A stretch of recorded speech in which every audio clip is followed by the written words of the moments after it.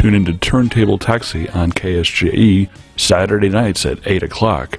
Each week, we select a musical style and play 78s, 45s, and 33 RPM records.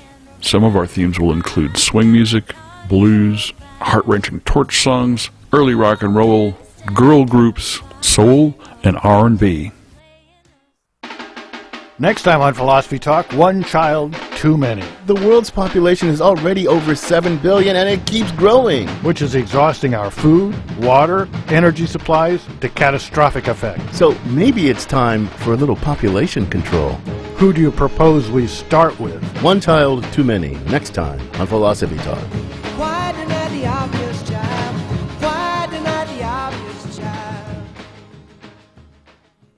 Listen to Philosophy Talk every Tuesday at noon on KSJE 90.9 FM, Farmington. KSJE is supported by San Juan Regional Medical Center, your community hospital with a rich heritage that dates back to before New Mexico was a state. We've been improving the health of the Four Corners since 1910. As a nonprofit hospital, San Juan Regional Medical Center is a values-driven organization. We strive to deliver on our mission to personalize health care and create vitality and enthusiasm in healing. We are here for you when you need us, offering a comprehensive range of inpatient, outpatient, and emergency care services.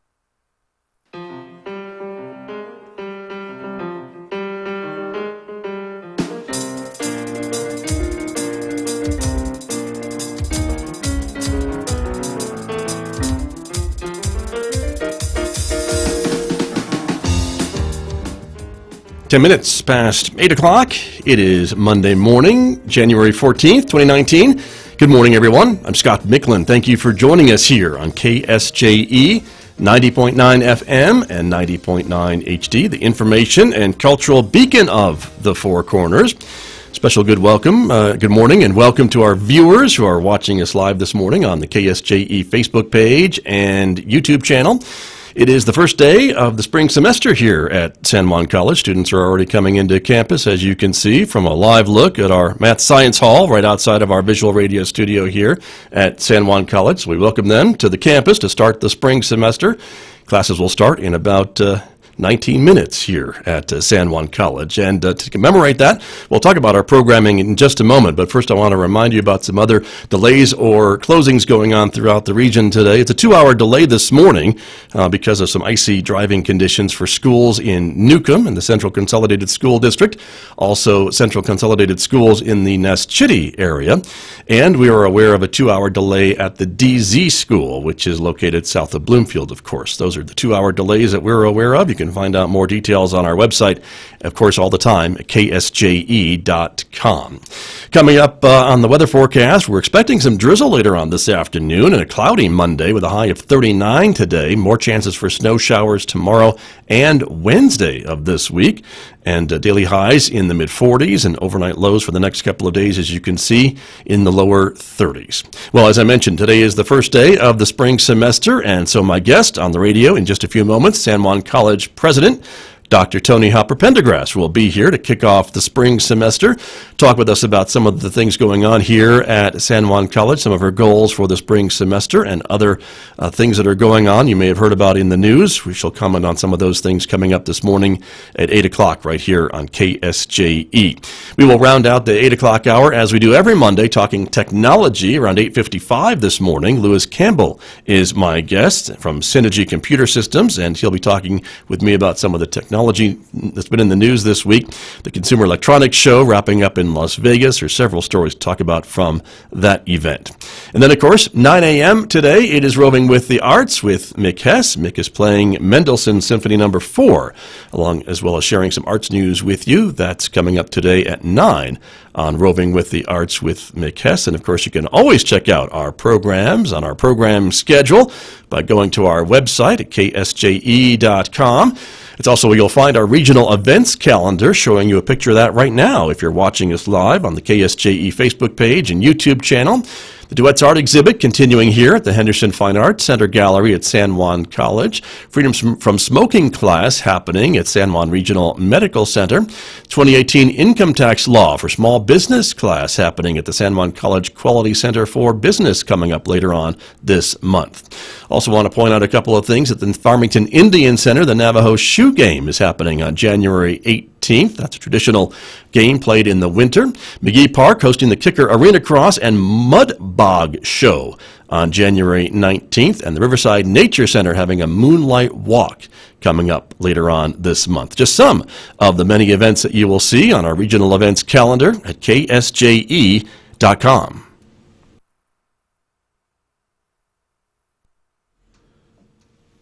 Monday morning here on KSJE. You're listening to the Scott Michlin Morning Program. Good morning to our viewers who are also watching us this morning on the KSJE Facebook page and YouTube channel. Welcome aboard, everybody. As is tradition, on the first day of any semester, we always invite the president of San Juan College to come in and visit with me, and today is no different. Dr. Tony Hopper Pendergrass is here once again to celebrate the start of the spring 2019 semester. Dr. Pendergrass, good morning. Good morning, Scott. Thank you so much for having me. Thanks for coming in this morning. Oh, absolutely. Appreciate your time to get us off and running, and always lots to talk about with San Juan College and the spring semester. I do want to ask you briefly about an issue that was in the news last week about two former, I assume, college employees at this point that are accused of fraud and embezzlement, and I know there's not much that maybe you can say about this ongoing police investigation, but the San Juan County Sheriff's Office noted that they have been arrested, and you issued a statement. I just wanted you to maybe repeat that on the record here for our viewers this morning. Yes, Scott, I'd be happy to share that statement. San Juan College became aware of the discrepancies in the college's well control program in March of 2018.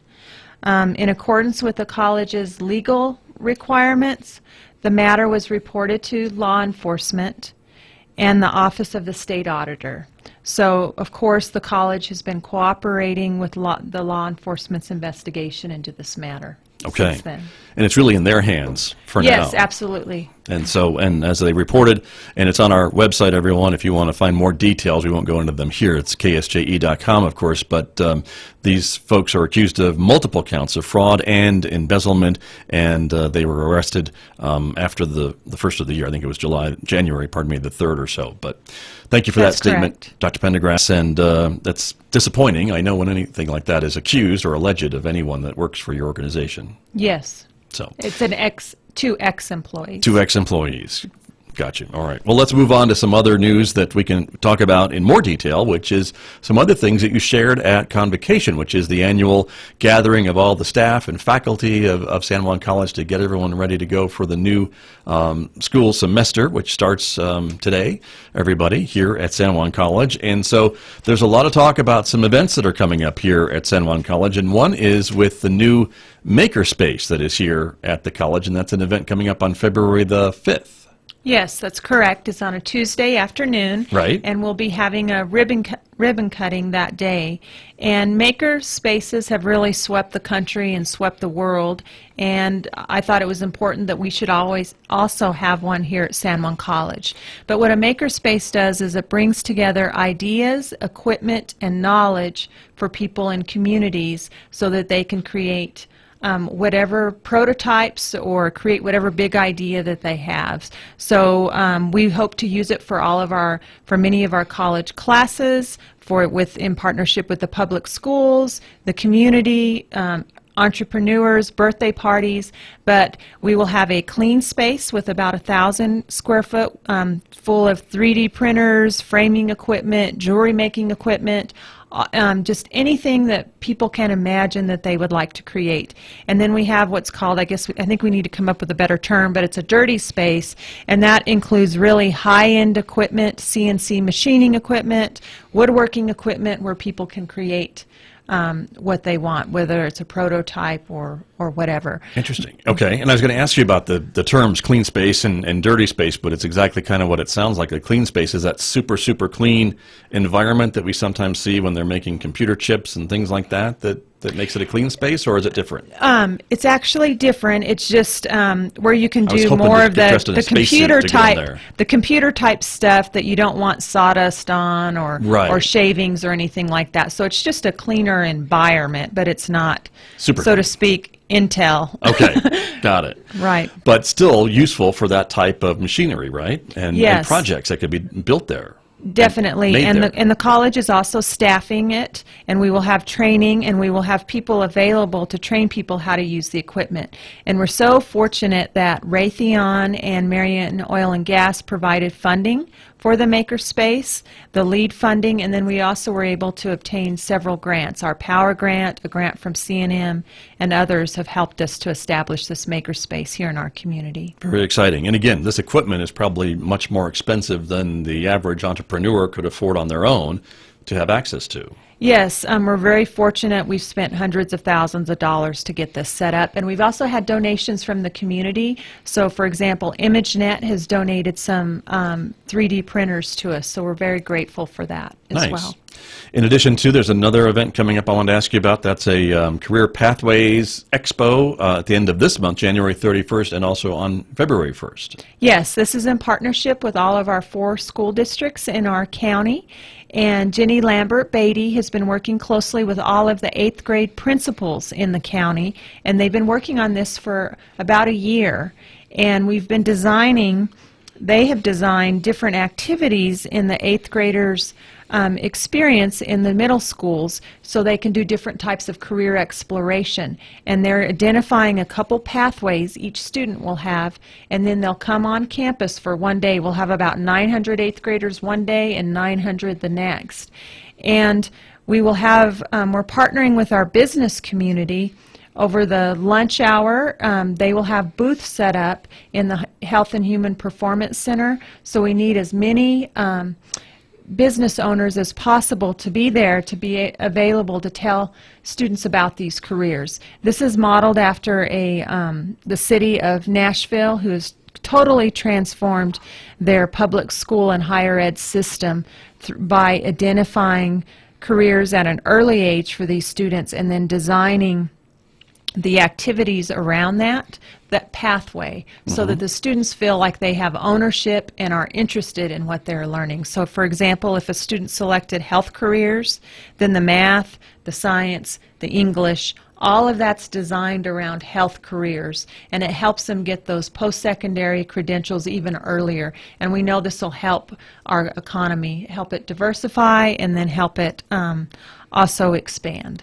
And I guess it helps the students too, right? Because they are taking classes that they're interested in or have shown an interest in and working towards that career goal, so they're not as likely maybe to stop coming to school or dropping out or absolutely. doing something else, right? Yes, dual credit, they've proven it time and time again. If a student takes at least one dual credit class, they're much more likely to graduate from high school and attend college.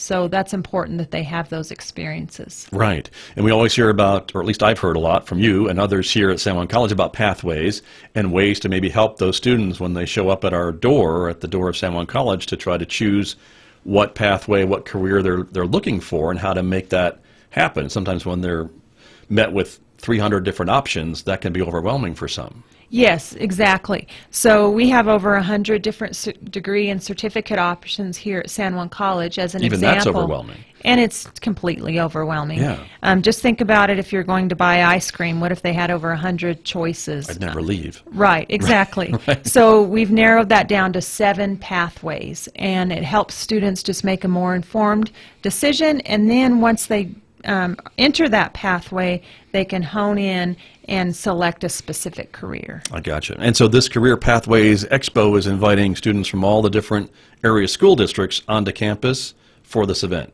Yes, so the 8th graders will be here, half of the 8th graders will be here from, I think it's from about 9 to 3 one day, and then the other half in the county will be here from 9 to 3. That explains the 2-day event, January 31st and February 1st here at San Juan College. Yes, and if there are any businesses that are interested in helping with this and having a booth over the lunch hour, please call our foundation office. Okay. So they can even call my office number and we'll get them signed up, but at 505-566-3209. All right. There you go, everybody. There's still time to get Oh, absolutely. involved with this. Just it's a couple weeks away, but still time to call and maybe get a booth and have a presence here for this big event. And we would appreciate their participation. Sure. That's Greatly. wonderful. That's a great way to, again, kind of visit with all these 8th graders from around the county Yes. and talk about your business and potential careers and things like that. So that's great.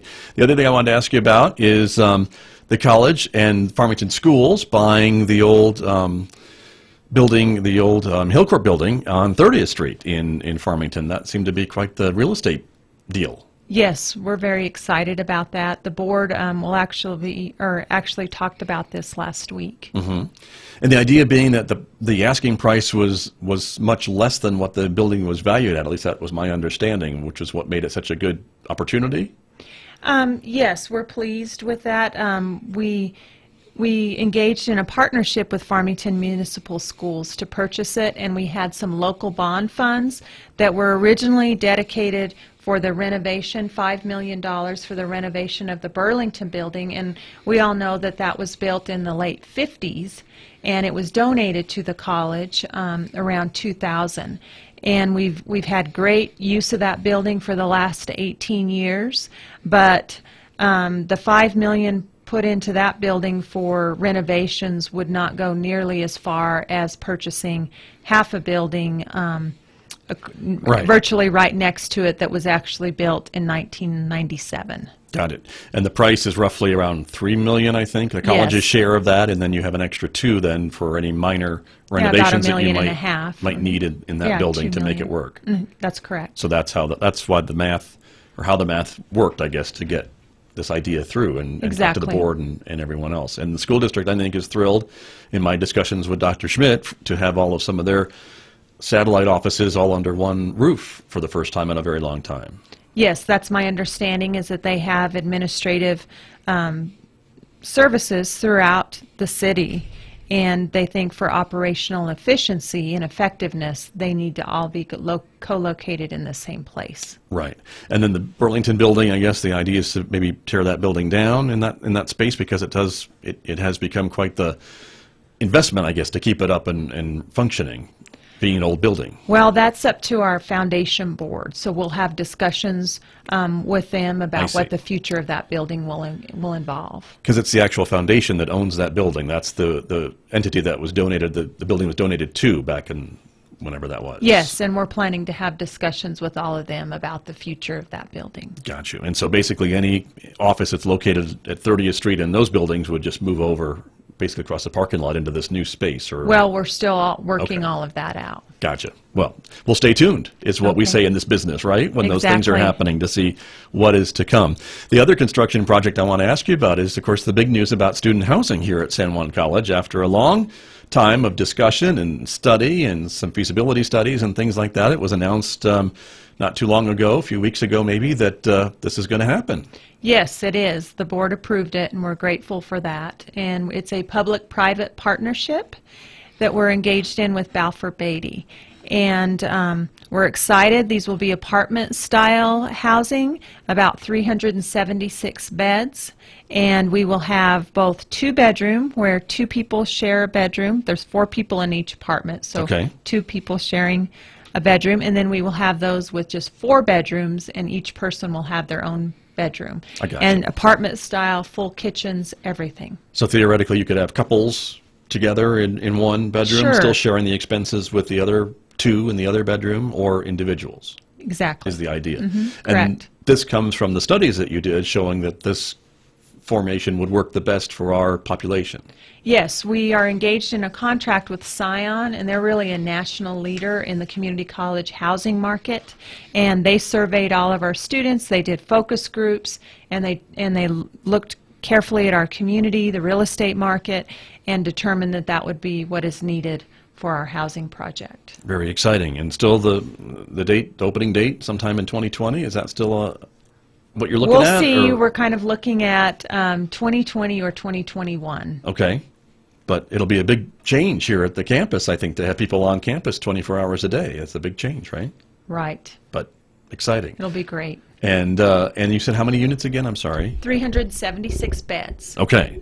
And that's in phase 1. And I know there's also a phase 2 as part of this conversation. If this goes well, right? There's Exactly. could be plans for more. That's correct. We're planning for a phase 2 based on the huge demand. When we surveyed the students, 89% of the students surveyed said that they wanted to take advantage of student housing if it was available. That's the highest response rate that Scion has ever seen in any of their market studies that they've done with colleges or universities. So Wow. we certainly think the demand is there. Right. And we know, I think, from some of our student population surveys that we have students that drive long, long distances to come here to San Juan College to take a class. I mean, I've had students in some of my classes from Gallup or Kayenta that have commuting in every day. They don't live here, they commute in. Yes, and we're interested, and we've had multiple conversations with the Navajo Nation to see if there's some type of partnership that we could forge similar to what they've done with Fort Lewis College or the University of New Mexico, where they could help support Native American students in housing. I believe there are some dormitories that are funded by the Navajo Nation at UNM. Right. If I'm not mistaken. At Lobo Village, Yeah. they have, I think, a couple of floors or something. Is then made available to their students, basically. Yes. So, very exciting. Well, big changes. We're looking forward to it. Groundbreaking set yet for this project or not yet? Not to my knowledge, but Okay. it will be probably very soon. All right, very good. Stay tuned, everybody, as we say. My guest this morning is San Juan College President, Dr. Toni Hopper Pendergrass. She is here with me celebrating the first day of the spring semester, and we're going to take a short break. But when we come back, there's much more to talk about. Back with my guest with more in just a moment right here on KSJE. 5G is here. Well, it's almost here. Well,